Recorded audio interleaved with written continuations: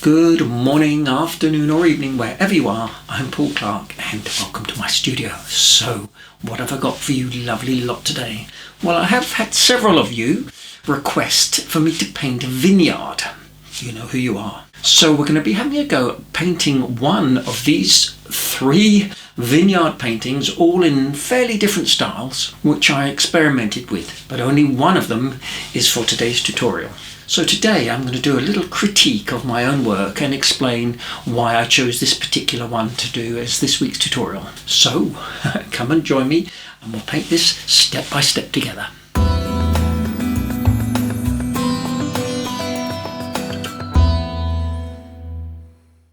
So for this first Vineyard I did a quick pencil sketch just to get some basic tonal values, and here is the finished painting, which I would call a fairly traditional watercolour. The thing is, generally I'm quite pleased with it and I have all the stages filmed, so let me know below if you'd like a full tutorial on this. But for me it's just lacking a bit of creativity and looks a little stiff. All the greens are very similar in hue and the church looks a little bit unnatural, almost as if it's been stuck on. Now the foreground vines on the left, I'm quite pleased with those and I like the purpley shadows, but I'm not convinced the painting works as a whole. So I tried something different with this approach, which is much more stylized and has more of an illustration feel about it.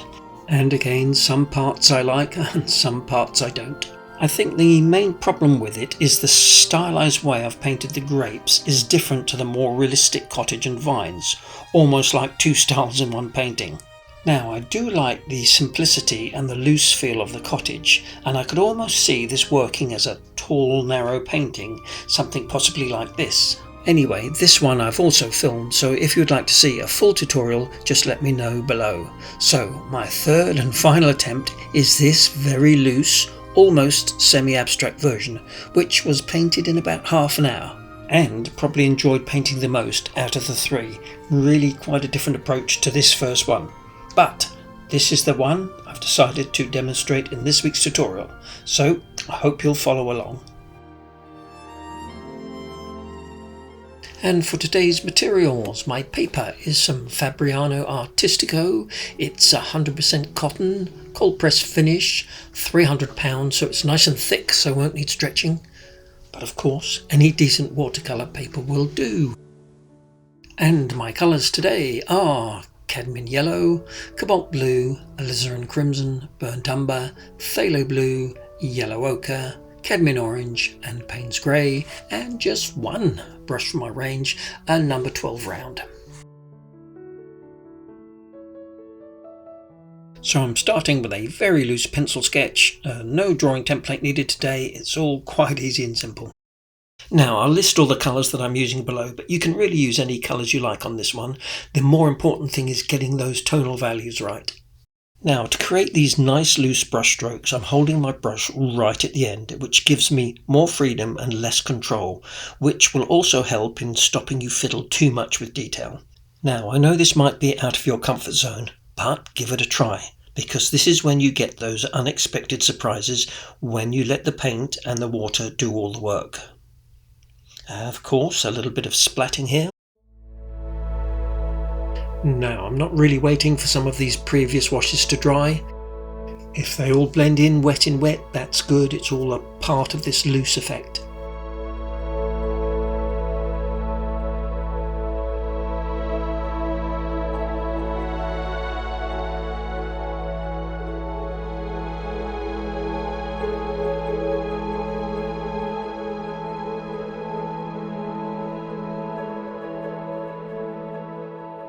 Now I am mixing my washes as I go along, but if you're worried about them drying too quickly, have them all pre-mixed and ready to go. And don't worry about leaving white gaps and white spaces in the paper, that'll all help to give this sort of painterly feel.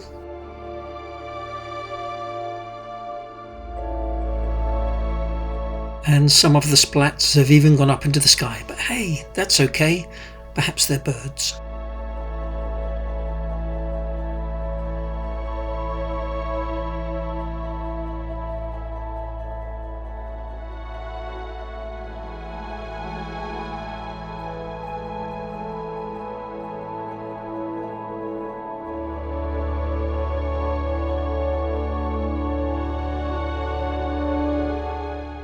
And as usual, all my greens are made up of a mixture of cadmium yellow and cobalt blue, and for those much darker bluey greens, obviously I'm putting a lot more of the cobalt blue in.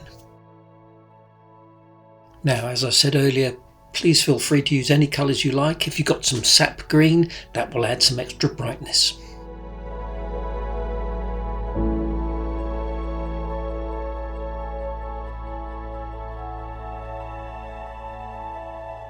Now, I always like to drop in blobs of clean water into my foliage, hopefully to create some nice backgrounds or cauliflowers.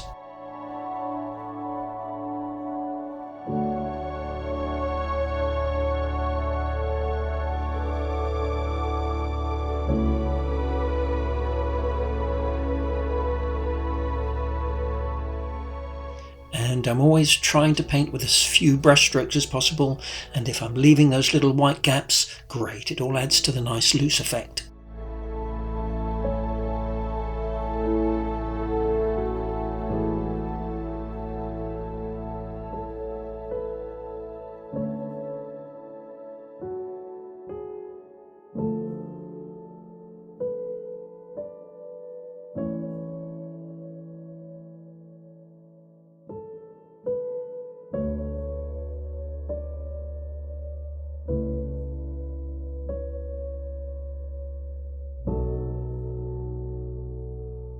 And here I've added into my green a little touch of phthalo blue, which will sort of give a bit of artificial brightness.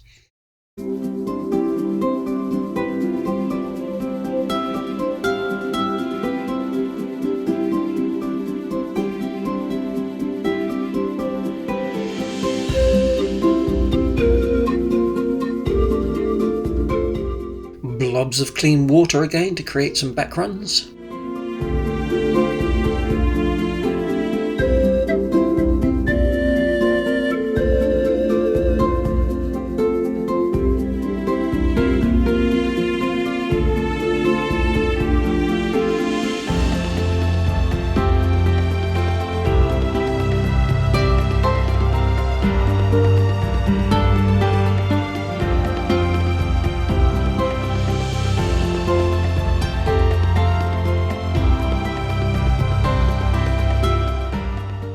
This here is a green mix heavy on the blue side, even with a little bit of phthalo blue dropped in. So what I'm enjoying most about this painting is because I've not got any reference photo, I can be as creative as I want and not be tied down to copying something exactly, but just letting the painting evolve naturally. But trust me, sometimes these spontaneous paintings don't work, and there's a very fine line between a good piece of artwork and a big mess.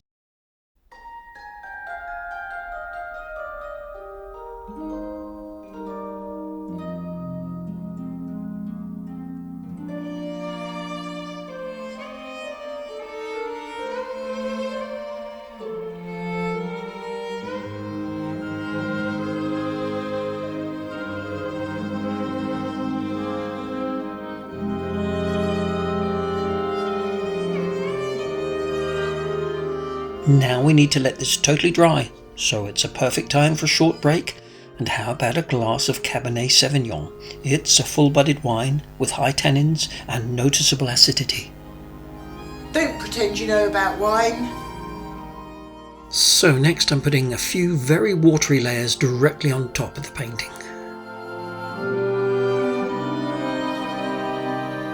And here just softening the top with some clean water. Okay, so I'm going to stick a tree in here and I'm keeping my brush pretty flat to the paper to pick up some of its texture.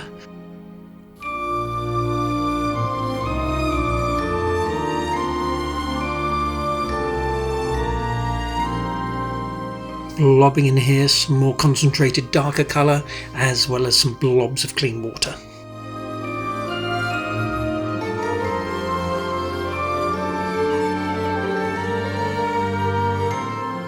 And here I'm trying to create some shadow coming from the vines above, and I'll connect them later with some of the stems.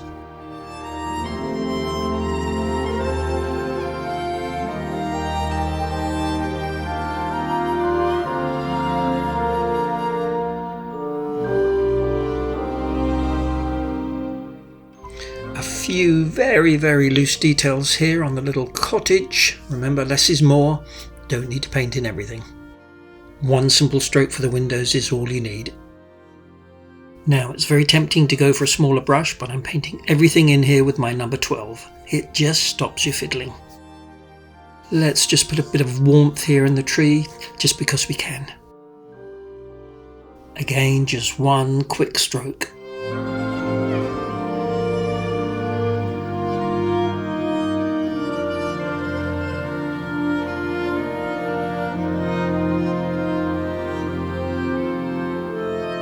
So I'm painting a little bit of shadow here on these vines, but I'm keeping it all very impressionistic.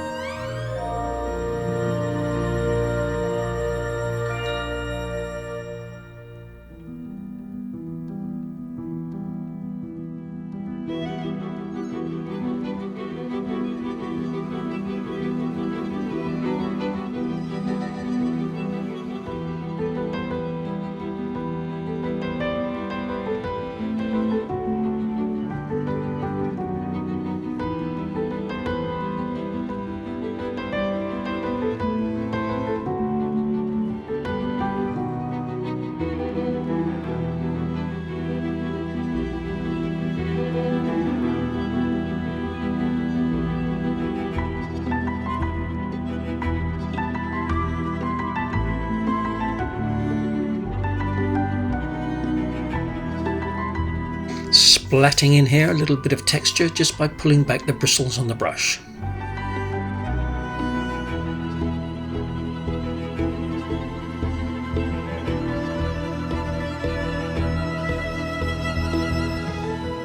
And it shows you here how fine a line you can paint even with a number 12 brush.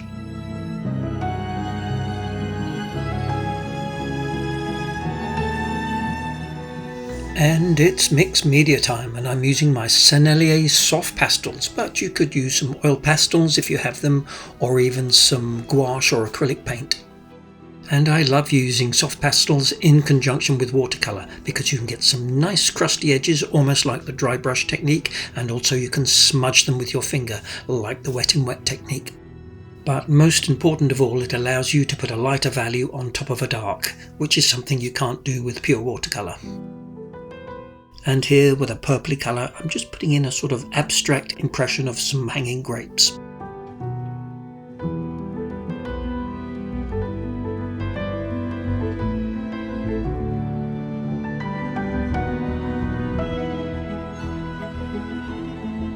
And here with a pinky colour just to suggest a little bit of light.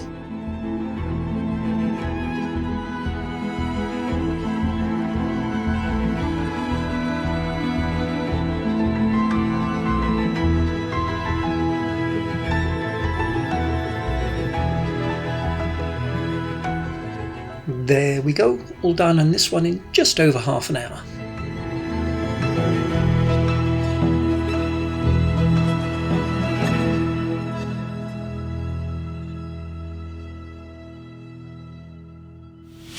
Well, I hope you enjoyed that as much as I did, and you'll give it a go. And do let me know in the comments which of the three versions you preferred. And do have a go with this loose one. You can really experiment with it, splash around with the paint, use your own colours, and as I always say, have fun with it. And a quick announcement for those of you who follow along each week. There won't be a tutorial next week because when this goes out, which is on a Wednesday, we'll be in Austria in one of our painting retreats. So unfortunately I won't be able to reply to any of your comments. But of course, in the meantime, please do like, subscribe if you haven't already, it is free, leave a comment, I will read every single one, I can't reply to them. And of course, have a great week, and we'll see you all again for another Watercolour Wednesday in 2 weeks' time. Cheers for now.